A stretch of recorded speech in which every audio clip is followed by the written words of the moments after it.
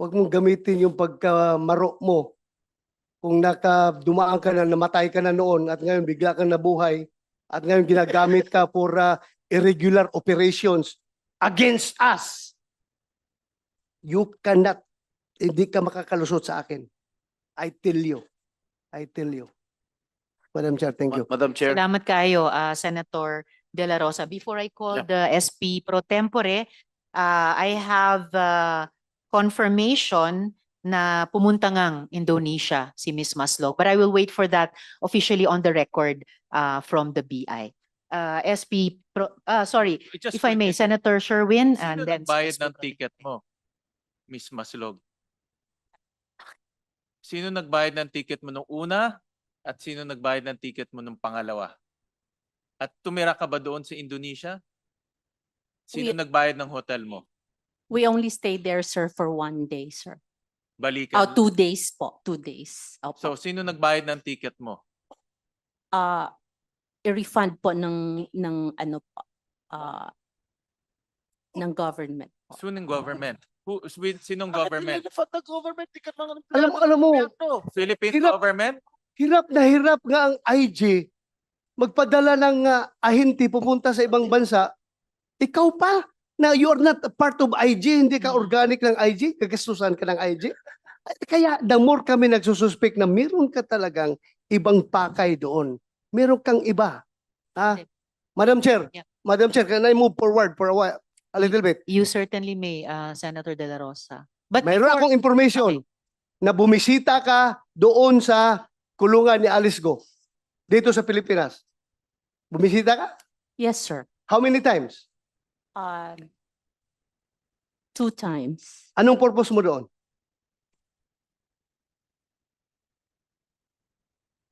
First, sir, tinatanong ko po siya sa mga statement po na ginawa po niya, sir. May ginawa siyang statement?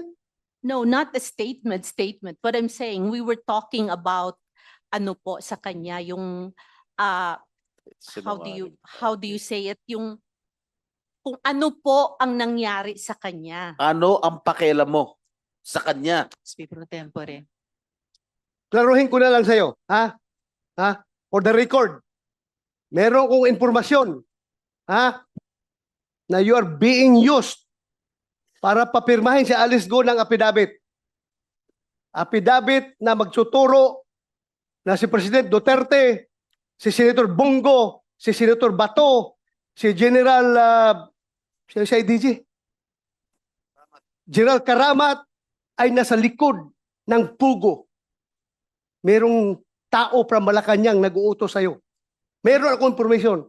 I can pin you down, my God. Ha? Huwag kang pailing-iling dyan. Alam kong informasyon na yan. Is that correct? No, Anong sir. purpose mo? Bakit ka pupunta doon kay Alice Go? 2 beses ka pumunta. Anong purpose mo doon? Be, sige. At sino kasama mo? Like what I said, sir, ang kasama ko po pagpunta doon sa Indonesia ay IG po. Ang We have tinatanong ni General Macapas online Sen. to Bato, cross-check. sino ang kasama mo pumunta sa kulungan ni Alice Go? Yun ang tanong ko. Ako lang po tsaka ang si attorney po. Hindi ka papapasukin doon na ikaw lang. Alam mo, galing ako dyan eh. Tuktok mo. Galing ako dyan sa custodial eh. Mahirap makapasok dyan. At sino ka para makapasok doon? Ang makakapasok lang doon, abogado, pare, kamag-anak, doktor. O opisyal. Ikaw, ano relasyon mo sa kanya? Doktor ka ba? No, sir. Pari ka ba? O ano ka ba? No, sir. O ano? I don't have a Abogado ka ba? No, sir. O paano ka nakapasok? Who initiated the meeting? And how did you enter the custodial center? The first time po na pumasok po kami doon, I was still with IG po. So at this point, I think we should ask General Macapas dahil online na sila. We need to fact check so many of these things na sinasabi ni Ms. Maslog. General Macapas, online na po kayo, nakikita namin kayo. Pwede nyo pong buksan yung audio ninyo so we can hear you.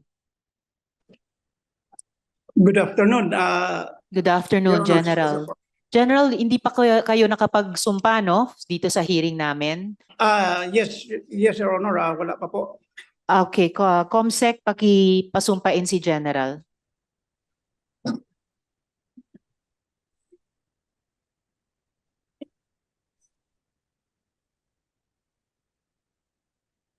Sir, please raise your right hand and repeat after me.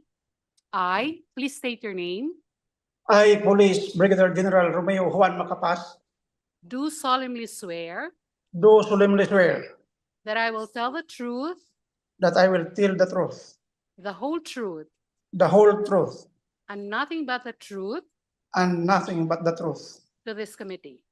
to this committee. Thank you, sir. Salamat, Comsec. Salamat, General. General, ang dami po naming naririnig na parang hindi talaga kapani-paniwala. And I hope that you will be the one to help us set the record straight kasi nababaluktot na yata talaga yung storya.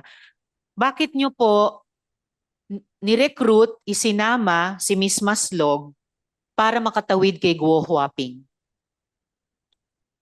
Yes, Your Honor. Good afternoon sa lahat po. Marami pong salamat. Yes, sir. So bakit kinailangan nyo pa si Miss Maslog para lang tumawid kay Guo Huaping? Sir, are you still online? IG ka talaga, Makapas nawawala ka. Nag-iisip din yan. General Macapas? Please come back online soonest. Ang dami pong mga tanong para sa inyo. Are there any other questions for Ms. Maslog or have we used up our patience Madam with Chair, this resource if person? I Senator may, Joel. as much as I wanted to ask this resource person, Madam Chair, I'd rather ask someone else. Yes, Senator Joel. I think Nauubos General yung Macapas pasensya is ko. online. Yeah, if General Macapas is there, we can get back General? to him. Yes, I'll Okay. Yes, ma'am. Sorry. Salamat. Naputol po. Yes, sir. So, you're back online po. So, yun yung unang tanong po namin. Bakit kinailangan nyo pang isama si Miss Maslog para makakontakt kay Guo Huaping? Not once, but twice sa Indonesia pa. Ganito po, ma'am, ang nangyayari dyan. Opo.